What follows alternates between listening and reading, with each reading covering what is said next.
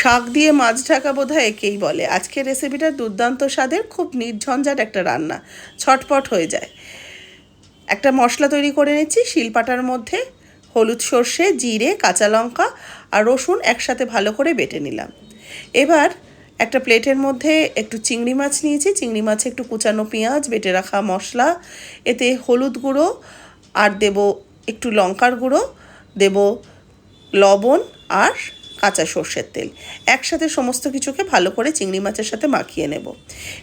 এবার একটা কড়াইয়ের মধ্যে একটু বড় বড় দেখে পুঁই পাতা নিয়েছি। পুঁই পাতাগুলো সাজিয়ে নিলাম, প্রায় 5-6টা পুঁই পাতা ফ্রাইং প্যানের মধ্যে একটু সাজিয়ে নিয়ে ওপর থেকে মাখানো চিংড়ি মাছ, চেরা কাঁচা লঙ্কা, একটু কাঁচা সর্ষের তেল ছড়িয়ে দিয়ে আবার ওপর থেকে কয়েকটা পুঁই পাতা দিয়ে দিচ্ছি। আর পুঁই পাতাগুলো একটু বড় বড় হলে ঢাকাটাও খুব সুন্দর হয়।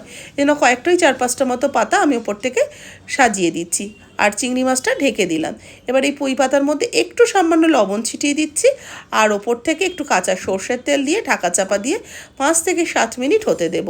লবণ দেওয়া থাকার জন্য পুঁই শাক থেকে কিন্তু অনেকটা জল বেরিয়েছে। এবার আর ঢাকা দেব না, হাই হিটে এটাকে অনবরত ভাজা ভাজা করব।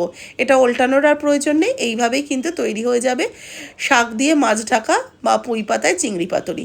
রেসিপি কেমন লাগলো অবশ্যই জানাবেন। এটা কিন্তু গরম ভাতের সাথে অসাধারণ লাগে। একবার এইভাবে খেয়ে দেখবেন, খেয়ে তৈরি করে আমাকে জানাবেন কেমন লাগলো পুঁই পাতায় চিংড়ি পাতুরি।